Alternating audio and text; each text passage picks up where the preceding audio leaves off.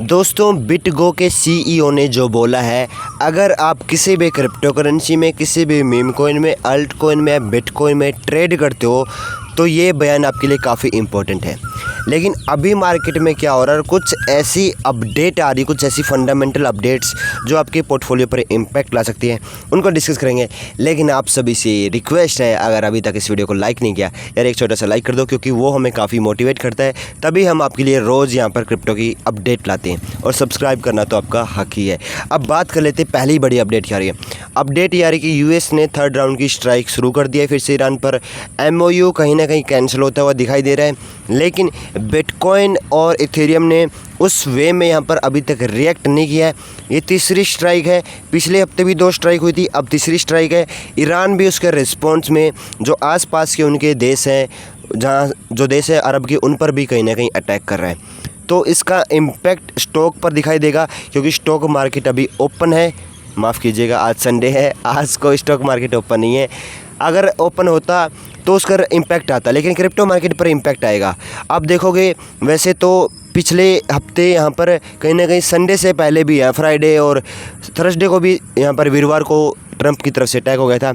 लेकिन ये फिक्स है कि संडे को ही ट्रंप अटैक करते हैं, और इस बार फिर संडे को अटैक हुआ है ताकि वहाँ के स्टॉक मार्केट पर असर ना पड़े। लेकिन यार क्रिप्टो तो यार हमेशा खुला रहता है, इस पर असर पड़ेगा ही। अभी एक चीज़ होने जा रही है, चीज़ ये हुई कि ट्रंप की ना पैरों तले ज़मीन खिसक गई, ज़मीन ये खिसकी। एक बिल था यूएस में, एंटी सीबीडीसी यानी सेंट्रल बैक्ड डिजिटल करेंसी। जैसे अपने यहाँ इंडिया में आरबीआई जो एक डिजिटल रुपया लाने की बात कर रहा है ब्लॉकचेन पर, वैसे यूएस में भी एक डिजिटल रुपया आ सकता था अगर सीबीडीसी पर बैन नहीं लगता तो। ये बिल और इसका ड्राफ्ट काफ़ी पहले तैयार हो चुका था, लेकिन अभी ये बिल पास हो गया, और ये बिल ना अभी एक कानून बन चुका है, एक नियम बन चुका है। ये नियम बना कैसे, वहाँ की एक संसद में एक रूल होता है कि अगर संसद में बिल पास हो चुका है, अपर हाउस में और लोअर हाउस में, तो ट्रंप की टेबल पर साइन करने के लिए जाता है। 10 दिन के भीतर अगर ट्रंप साइन कर देते अपनी मर्ज़ी से तो बिल पास हो जाएगा। अगर वो नहीं भी करते हैं ना, तब भी वो बिल पास हो जाएगा। यानी 10 दिन का टाइम मिलता है ट्रंप को, उसको जो करना हो कर सकते हो। उसके बाद ट्रंप के हाथ में भी कुछ नहीं रहता, और इसी को लेकर क्लैरिटी एक्ट की भी संभावना तेज हो रही है कि अगर ट्रंप अपने बीच में टांग अड़ा दे। वैसे ट्रंप टांग नहीं अड़ाएंगे इस पर, क्योंकि ट्रंप की पार्टी से हमें 53 वोट मिल रहे हैं, तो ट्रंप तो इसके पक्ष में ही है। लेकिन अगर एक ऐसा सिनेरियो बनता भी है कि ट्रंप इसके वोटिंग के खिलाफ है, तो फिर भी यहाँ पर चांस है कि ट्रंप के बिना भी क्लैरिटी एक्ट आपका पास होता हुआ दिखाई दे। अभी एक चीज़ और आ रही है जो बाइनेंस की तरफ से अपडेट मिली है। बाइनेंस ये बोल रहा है, जैसे मैंने आपको बताया था कि 1 जुलाई को मीका की गाइडलाइन आई थी कि बहुत सारी क्रिप्टो कंपनियां वहाँ बंद होने जा रही है, और बंद भी हो गई, जिसमें बाइनेंस को एक ही देश फिलीपींस में परमिशन मिली, बाकी देशों में नहीं मिल पाई। बाइनेंस को उस बड़े स्तर पर यहाँ पर कानूनी तौर पर मान्यता नहीं मिली यूरोप के 27 देशों में। और जो स्टेबल कॉइन कंपनी है टीथर, यूएसडीटी बनाती है जो, उसको भी नहीं मिली थी।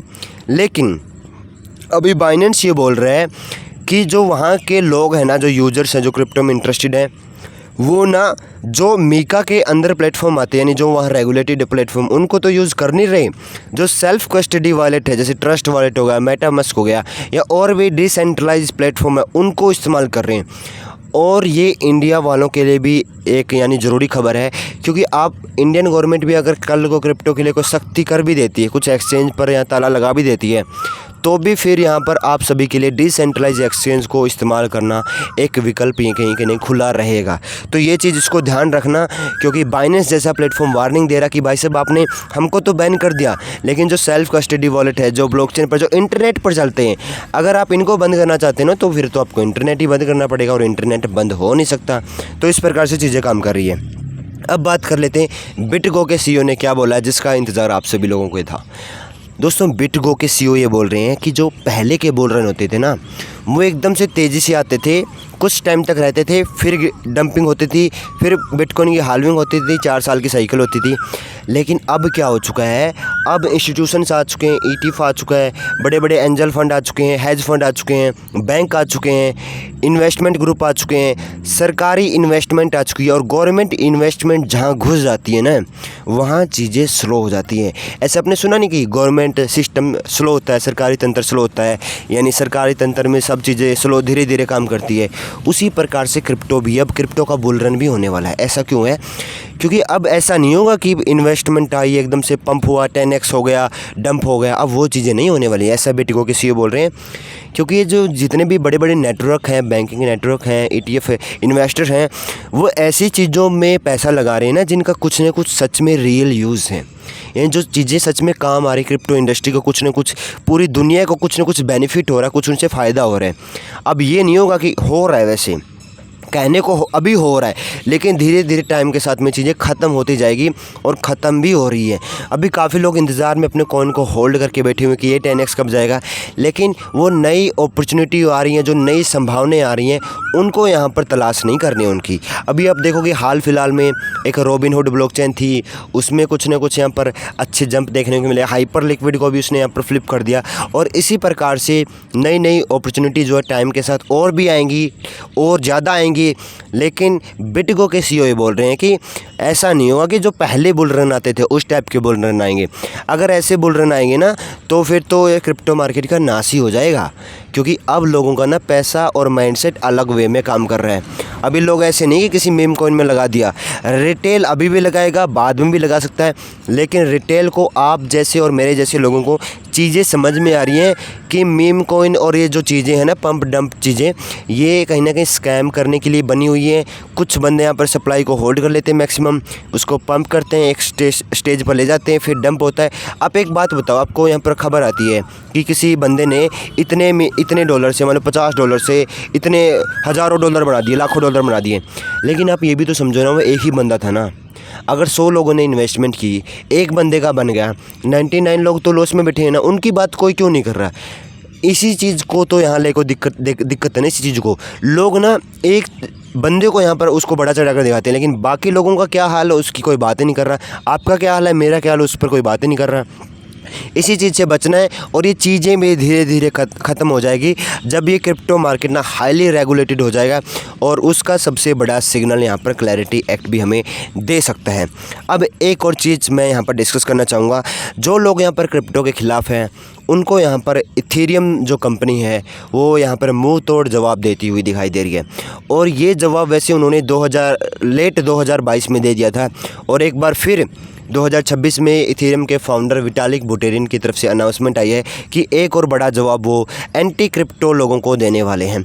अभी आप देखोगे 2022 में एक रिपोर्ट आई है, 2022 से अभी तक जो 4 सालों में इथेरियम को माइन करने में, ट्रांजैक्शन करने में जितनी भी एनर्जी होती थी, अगर मान लेते हम 100 यूनिट एनर्जी खर्च होती थी, तो वो केवल अब 1 यूनिट हो रही है। यानी 99% वो एनर्जी अब कम खर्च हो रही है। यानी जो लोग बहाना देते थे कि जो क्रिप्टो से इलेक्ट्रिसिटी का काफ़ी नुकसान हो रहा है, पर्यावरण का नुकसान हो रहा है, उन लोगों को जवाब मिला है। और इसको भी कहीं ना कहीं ग्रीन एनर्जी की तरफ शिफ्ट किया जाएगा, माइनिंग वगैरह की प्रोसेस को, और शिफ्ट हो भी रही है बड़े स्तर पर। लेकिन एक चीज़ है कि जो अब ये हुआ कैसे, क्योंकि इथेरियम जो पहले प्रूफ ऑफ वर्क पे काम करता था। यानी बड़ी बड़ी जो कह सकते हैं बड़े बड़े मशीनें रखनी पड़ती थी, बड़े बड़े CPU GPU वगैरह रखने पड़ते थे इथेरियम को माइन करने के लिए, ट्रांजैक्शन करने के लिए, वेरीफाई करने के लिए, वैलिडेट करने के लिए। लेकिन अब वही चीज़ें प्रूफ ऑफ स्टेक में चली गई है। यानी मैं आपको सिंपल चीज़ें बता देता हूँ।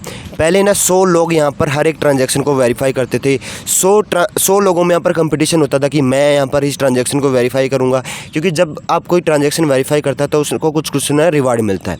लेकिन अब जो प्रूफ ऑफ स्टेकिंग का सिस्टम है ना, उसमें एक ऐसा एल्गोरिथम बिल्ड कर दिया गया है कि 100 लोग एक साथ कम्पीट नहीं करेंगे। 100 में से किसी एक रैंडम बंदे को चूज़ किया जाएगा, रैंडम, वो भी किस बेस पे कि उसने कितने इथेरियम स्टेक किए हैं, उसकी पावर के हिसाब से उसको यहाँ पर ट्रांजैक्शन वैलिडेट करने का मौका मिलेगा, और उसी के हिसाब से रिवार्ड मिलेगा।